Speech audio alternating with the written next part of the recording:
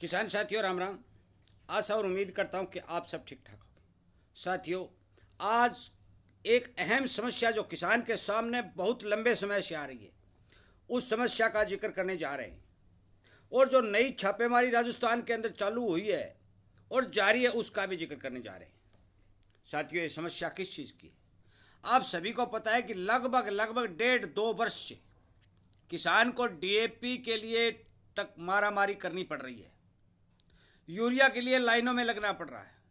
परंतु साथियों, मैं आप सभी को यह बता देना चाहता हूं कि ये डीएपी और यूरिया की कमी क्यों आ रही है, इस कमी का मेन कारण क्या है, वो कारण भी बताने जा रहा हूं, और दोष इसमें किसका है वो भी मैं आपको बताने जा रहा हूं। साथियों, सबसे पहले मैं जिक्र करने जा रहा हूं, जो किरोड़ीलाल जी मीणा कृषि मंत्री राजस्थान ने छापेमारी की, उन्होंने सैंपल भरवाए, बीज की तहकीकात और जांच करवाई।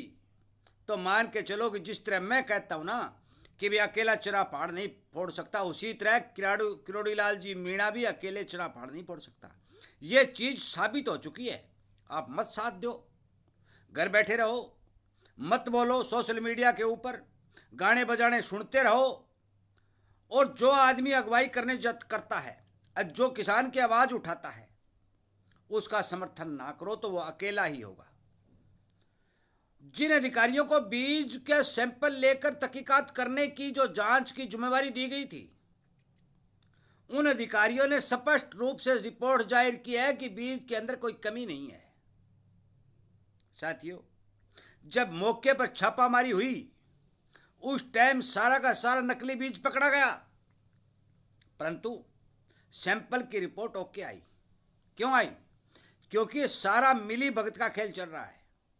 आप बाजार से खरीदते रहो, और मैंने एक वीडियो आपको पहले भी कह दिया, बना दिया कि भरने वाला किसान है, बेचने वाला किसान है और लेने वाला किसान है। जब तक किसान इस नकली बीज और चमकीली थैलियों का त्याग नहीं करेगा, तब तक आप मान के चलो कि कोई भी देश का कानून, कोई भी मंत्री इस चीज को नहीं रोक सकता। नकली लेते रहो और खरीदते रहो।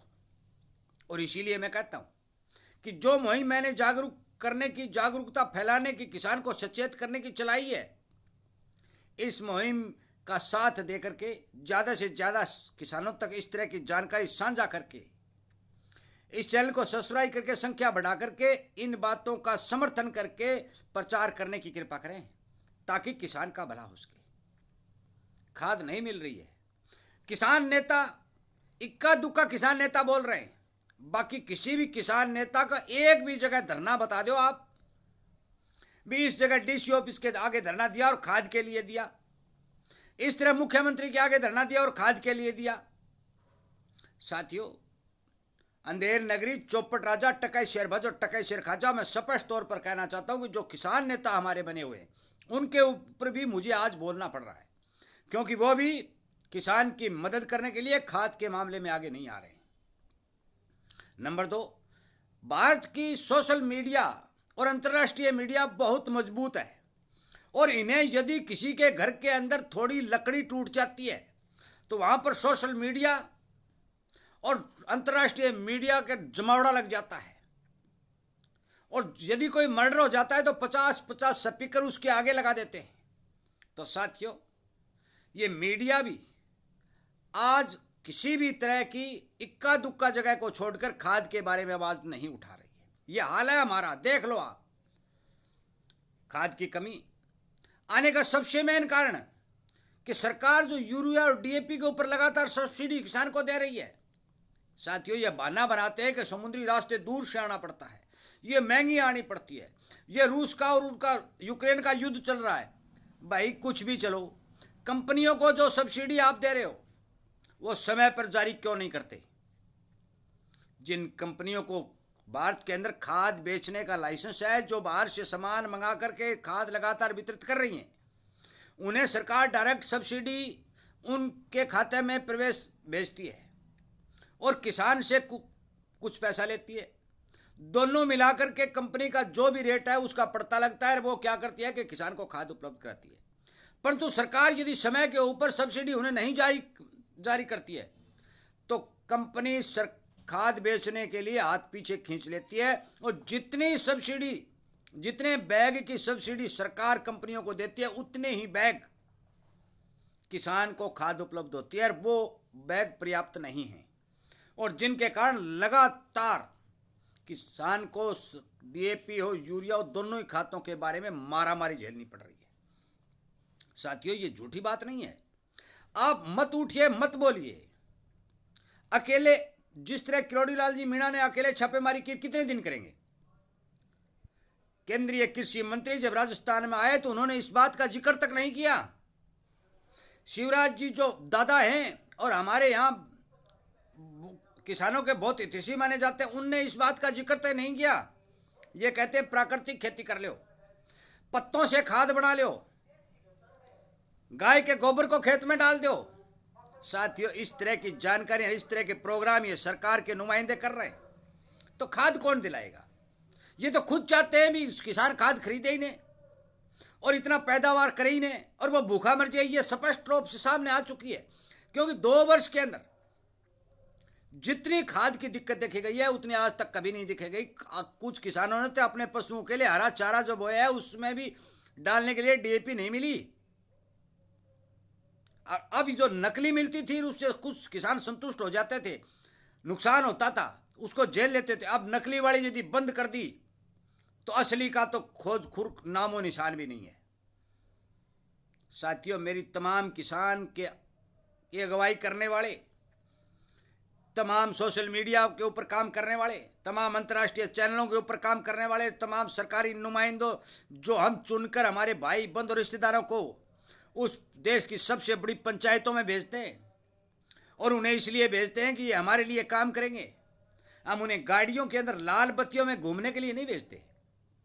हमें आशा और उम्मीद होती है कि हमें कोई दिक्कत नहीं आने देंगे, परंतु जब उनके हाथ में पावर हो जाती है तो किसान त्राईमाम करता घूमता है। उसको खाद नहीं मिलता, ना बीज मिलता, ना पानी मिलता।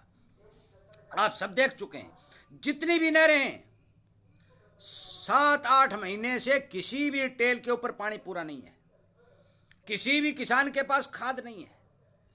और अब जो दवाइयों का हाल होगा, जो किसान ने थोड़ी बहुत फसल बुआई कर ली और बाजार से दवाई खरीदोगे तो पैकिंगों के अंदर इतना नकली सामान, मेरे पास वीडियो आ रहे हैं कि नकली दवाई है, पकड़ी गई है, परंतु इलाज क्या है?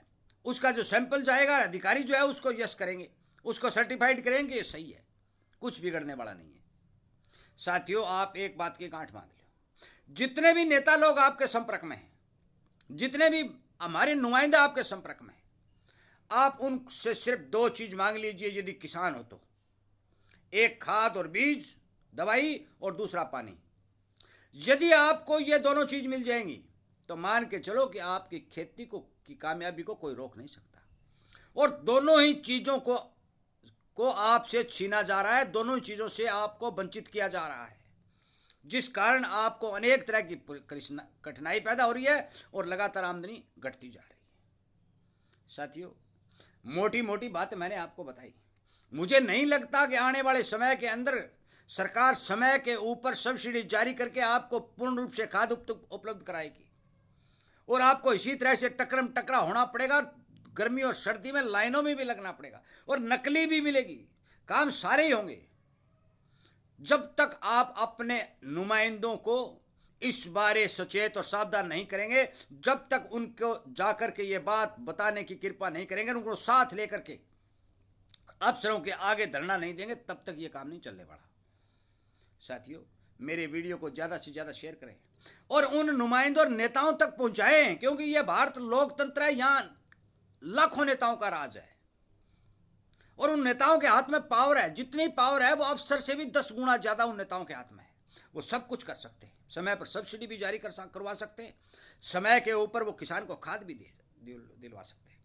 एक किसान की भैंस गुम हो जाती है, उसको 6 महीने तक कोई ढूंढने वाला नहीं है, और एक मंत्री की यदि भैंस गुम हो जाएगी तो 3 घंटे में वो भैंस वहीं पर लाके खड़ी कर दी जाएगी। ये विडंबना है इस देश की। इसलिए कृपया करके मेरी बात पर ध्यान दें, और खाद और पानी के लिए अपनी आवाज सोशल मीडिया के माध्यम से हर नेता, हर अफसर और सरकार के हर नुमाइंदे तक पहुंचाने की कृपा करें, ताकि किसान की कठिनाई को दूर किया जा सके। सोशल मीडिया अंतर्राष्ट्रीय चैनल के सभी मेरे भाइयों से विनय निवेदन करता हूं कि आप इस मुद्दे को उठाइए ताकि किसान को बचाया जा सके। मैं मेरी व्यापारी वर्ग जो छोटे व्यापारी है उनसे भी हाथ जोड़ के विनती करता हूं कि आपका भी धंधा ठीक ठाक चलता रहे, क्योंकि आप किसान के साथ जुड़े हुए हो। किसान के घर अन्न पैदा हो और आप उस पर कारोबार करें। आपका भी धर्म और फर्ज बनता है कि किसान की सबसे बड़ी जो पानी और खाद की समस्या लगातार 1.5-2 वर्ष से आ रही है, इसको हल करने के लिए किसान की आवाज़ उठाई जाए। वीडियो को शेयर करने के लिए, चैनल के साथ जुड़ करके ज़्यादा इसकी संख्या बल बढ़ा करके किसान की आवाज़ को बुलंद करने के लिए, अपने दोस्तों तक शेयर करने के लिए मैं आप सभी का धन्यवाद करते हुए साथियों इस वीडियो को विराम देता हूं और उम्मीद करता हूं कि आप मेरे द्वारा बताई गई इस सच्चाई को स्वीकार करेंगे और हर नेता और अफसर तक शेयर करेंगे। आपका बहुत बहुत धन्यवाद।